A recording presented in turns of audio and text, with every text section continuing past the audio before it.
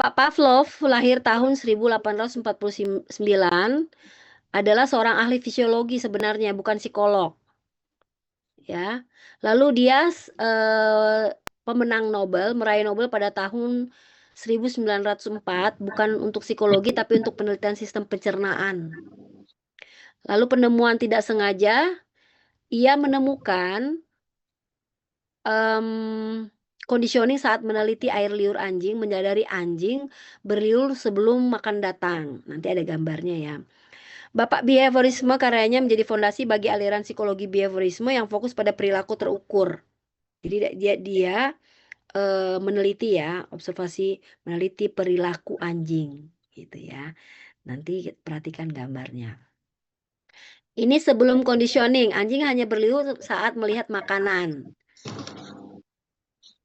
Jadi ketika anjing itu melihat makanan, dia kasih makan nih anjingnya, kasih lihat ya, dia langsung ngeces lah ya, berliur gitu kan. Nah, lalu dia proses belajar nih, Pavlov membunyikan bel saat sebelum memberi makan anjing. Ini diulang berkali-kali. Jadi Pavlov kasih makan, tapi sebelum dia kasih makan, dia bunyikan lonceng. Kasih makan lagi, bel dibunyikan. Air liur keluar. Bunyi lonceng, kasih makan. Ya, dia kan lihat kan. Terus menerus seperti itu beberapa kali dilakukan oleh Pavlov. Dia memperhatikan perilakunya kan. Lalu selanjutnya anjing tidak diberi makan ya. Dia hanya membunyikan bel. Set, air liurnya keluar. Jadi dia tahu kalau bel berbunyi berarti makanan. Air liurnya ya keluar gitu ya. Seperti itu. Jadi proses belajar Pavlov membunyikan bel saat sebelum memberi makan anjing ini diulang berkali-kali. Hasil akhir, anjing mulai berliur hanya dengan mendengar bunyi bel. Meskipun tidak ada makanan, anjing telah belajar mengasosiasikan bel dengan makanan. Jadi kalau ada makanan, kalau ada bel berarti makanan gitu kan. Nah, Bapak Ibu juga kan kalau di rumah ya, kalau biasanya di rumah ada yang datang gitu, suami yang datang, orang lain yang datang, bisa bedakan nggak? Bunyi motor pun ya, padahal kalau dipikir-pikir ribuan motor pun semua motornya bunyinya sama. Tapi ternyata motornya pun berbeda bunyinya kalau tiba. Ya nggak?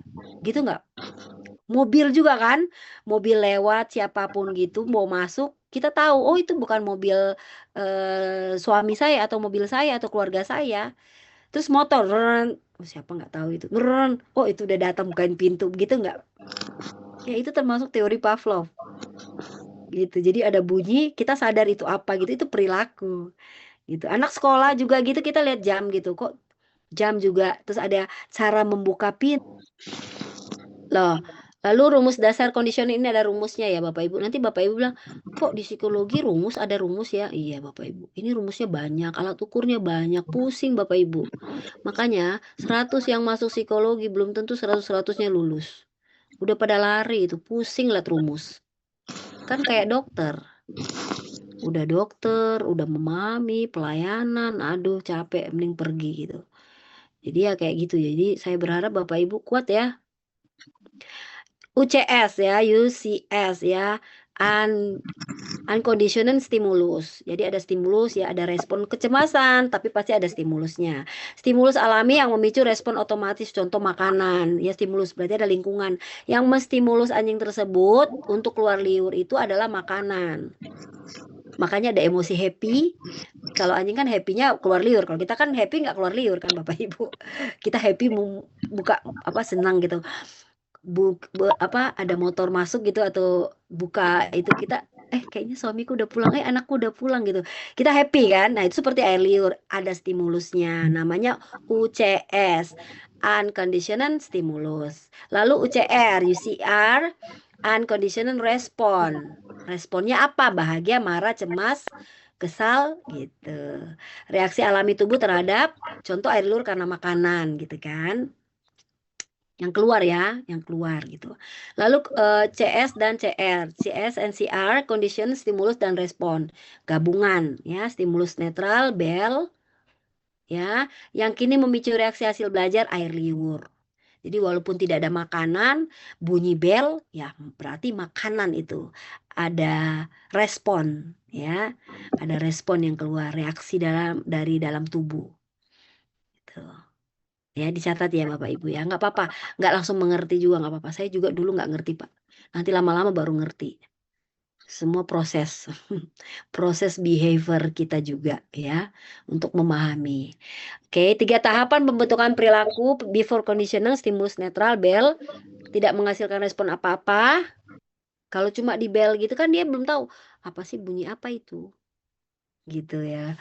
Pas dia tahu kasih kasih apa kasih makanan bell ada makanan, bell ada makanan, bell ada makan, nggak ada makanan pun dia tahu itu makanan gitu. During conditioning acquisitions, stimulus netral, bell dipasangkan berulang kali dengan UCS, makanan otak mulai koneksi. Lalu after conditioning, stimulus netral kini menjadi CS, stimulus terkondisi, bunyi bell saja sudah cukup untuk memicu respon air liur. Itu perilaku yang diteliti oleh Bapak kita, Pavlov. Ya.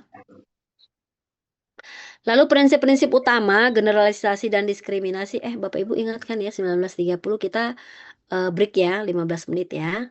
Oke, nanti tolong di chat ya kalau saya terlalu cepat lurus-lurus sampai saya nggak ngeliat waktu. Generalisasi respon muncul pada stimulus yang mirip, misal ada nada bel yang sedikit berbeda.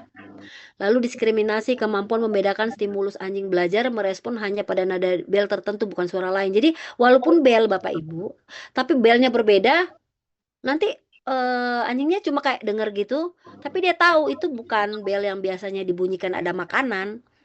Sama juga yang tadi saya kasih contoh kan, kalaupun ada motor yang lewat, kita akan lihat oh itu motor aja, tapi kita tahu itu bukan keluarga kita yang datang gitu.